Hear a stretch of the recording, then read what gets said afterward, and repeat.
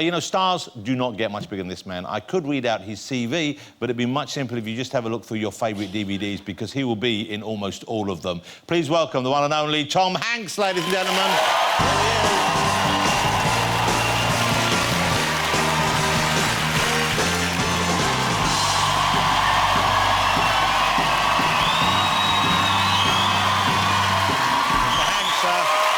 Lovely what a pleasure. Good to see you. Thank you for coming here. Take a seat there. Thank you. Thank you very much. Wow. Thank you. That's it. Man, it's hopping backstage there. You having fun back there? Oh, man, Lord, yeah. You know, there's free food and Cilla Black. What more can you ask for? Here's the thing. Let's just clear this up out of the way. It's been in the papers all this week. You're fine. Your health is fine. You're in a good... Yes, I am. There's talk about the diabetes. Except for I've got type 2 diabetes. Anybody? Let's see a show of hands. High blood sugars. Let's raise them up. Folks, you have the national health. You should know this stuff. Do you have... we have the national health, but we don't have the American diet over here. That's what it is. That's what it is. Oddly enough, I've been told that despite the preponderance of high blood sugars in my diet, hidden sausages are things I can eat as much as I want. Isn't that exciting? But you're fine. We get out of there. That's good. And you're not dead either. I read that on the internet a couple of years ago. That you were dead, but you want to clear that up. This was hilarious. That was from a website that said everything on this website is false. Create your own goofy news report. And it said, this is a gag. This is for spring it on your friends. And it was that I died in a Jeep crash in New Zealand. And I had the news showing up at work the next day saying, is there any truth to this?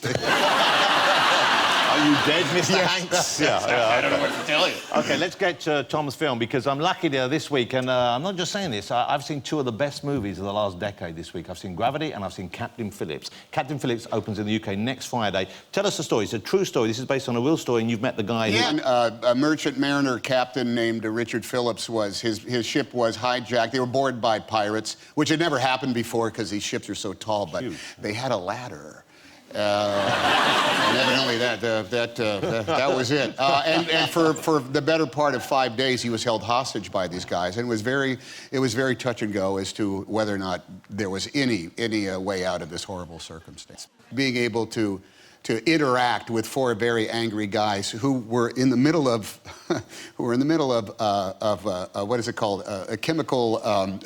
They were coming off cat. You know, they were in. So this is the stuff these guys, the Somalian guys from they're chewing this grass or herb or something, and it's a leaf. I understand. It's a leaf. And what kind of They thought they were going through drug withdrawals because they ran out of this stuff called cat. K-H-A-T? Have you Anybody? tried to... K-A-H-T. No. Anybody? Folks, you've got the national health here. You should be able to tell me these things. Did you try any cat? No, they didn't have real cat where we were I wanted to know what it was like. But for a while, you could buy it here in London. As a matter of fact, when we were shooting, my two good Somali friends, the pride of Minneapolis, Minnesota, Barkad, Mahat, Faisal, and Barkad, they were saying, we're going to London to shoot in Longcross. We shot some stuff out there on the lifeboat.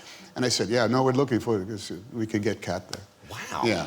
Now you can't get It's banned now, I believe. Yeah, actually, you can get cat, but it's that odd-looking one you had at the beginning of the film. Odd-looking one, the cutest cat I've ever seen. I love animals, I love cats, but you're going to get a little argument from me on how cute that cat was. What? Am I wrong? Am I wrong? I don't... It was an interesting-looking cat. Now, look. That's a cute cat. That looks like something you stick in the back of your car and its head moves around as you change lanes. Those eyes are spooky. They're spooky demon cat eyes, I swear. It does. Now you mention it, there is a demonic quality behind that. I mean, I love cats, a little thing to cuddle up with me, I think great. But if I woke up with that on my chest after a nap on the couch, I'd lose my sausage. I'm going back. Okay. I'm going back to the sausage thing. That was a journey. Blame Sandy. Okay. Let me ask you about the guys in the film, because you're playing the lead role. You're playing Captain Phillips. The Somali guys you mentioned, they're real Somali. They weren't really actors before the film, though, were they? The real Somali. They were actually sitting at home. There they are. That's Faisal, Barkad, little Barkad, and Mahat. And they were sitting at home one day, and they saw. On the news that said open calls wanted, Somali actors wanted for film. And that's hilarious, about pirates. Yeah.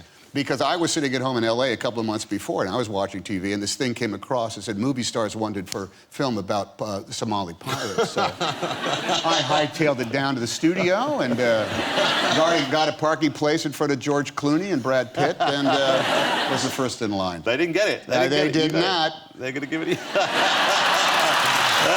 that's it. Well, who wouldn't give it to Tom Hanks over those two losers? It's a great film. It's a very powerful film, and it's a very moving film. There's one, and I've seen it twice, and there's one moment that both times I welled up and I felt the emotion. It's when he starts writing a note to his family. When you're doing a scene like that and you're thinking about a man losing his family, are you the kind of actor, do you think about your family then? Is that what you draw upon for that moment, for that emotion?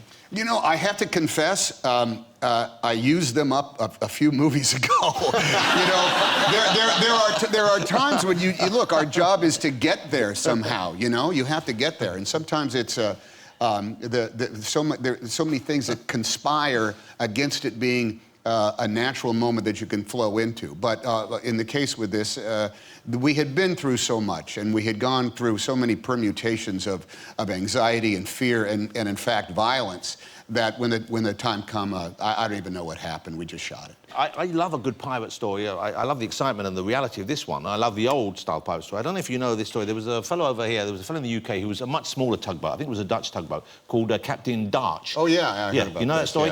Yeah. Well, what, 47 days at sea or something a like long time, and then they paid something like £500,000 or dollars, I'm not sure, to free him. So he was giving talks around the country to talk about his book, and he was booked by an esteemed establishment we have called, it's a marvellous organisation called the Women's Institute.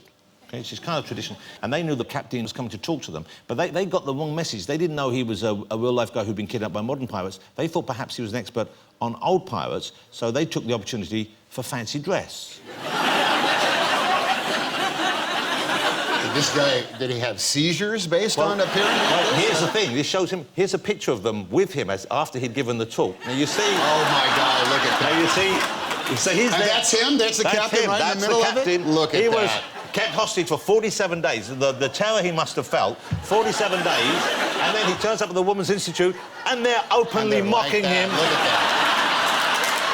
That's the truth.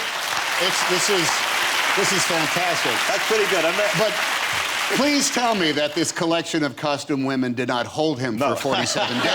Did they let him go at the end of the lecture? What's so lovely is look at, he's there with Captain Crunch. How lovely is that? That's sweet. He was so generous about it. He stayed and he judged the fancy dress competition, and that's why we have the picture. Are you sure those aren't real pirates? OK, so it's a very powerful one, as I said, and I was asking you about his family. I'd like to ask you a little about yours. I'm not going to pry too much, but I know I'm jealous of you because we're a similar age, but you have grandchildren already. I do, yes. I have 2 grandkids. Wow. Almost 3 and about 4 months old. That must be just about the best thing, isn't it? Oh, it's hilarious because you could just throw them around like beanbags. It's just great. And I love it, you know? Wow. It's fantastic. Wow. And do you get time? Do your kids dump the grandchildren off with you occasionally? Do you get a whole kind of weekend with them? They're still just a little bit beyond that. And in Los Angeles, so they live on the other side of town, and it takes forever to get over there sometimes. But I swear, we're going to just rush by and steal them out of the house one day so we can keep them and spoil them to the point of no return. Wow. We're so desperate for grandchildren. My wife is trying to encourage my 16-year-old to have kids and saying, but don't worry, we'll look after them. That's a terrible thing to do. Well, you know, don't tell that because on a date, someone might ask, you know, your 16-year-old, do you have protection? They say, sure, Mom and Dad will take care of it. So, let's get to it. Oh, dear. OK. It's almost impossible to imagine a world in which you're not acting, you're not starring in some of our favourite movies. But if you weren't doing that, what would the future have held for you if the acting hadn't taken off? Oh, I would have. Geez, what a sad state of affairs. I would have. You know, the best job I could imagine would be like to be a park ranger. You know, one of those guys that explain the history of where you are, or you know, you give the tour of the historic place, because I would never have made anything up, but I would have made, you know, the facts so fascinating that people would come back again and again and again. So you would have wanted an audience even then? Even then, oh, I would have been, you know, just sadly pandering to anybody that would pay attention to me. Like a family of 3 on vacation. Well, gather around, folks, gather around. But yeah, I would have been that guy with that Smokey Bear hat and the whole bit. The new film, as I said, Captain Phillips, is unbelievable. And what's remarkable about your career, I think, is the fact that you have done some of our favourite family films, like the Toy Story movies. Those are great, yeah. Woody breathes life into them, and your performance as Woody Thank you. is incredible. And people, you know, it's not just the animation, it's the voice acting that really makes it fly. On the fourth one, we're going to be terrorized by a really not a cuddly-looking cat at all. A cat that's really scary. That's going to chase the toys around with those evil demon eyes. I see what you're saying, and I think you're wrong. I still think you're wrong.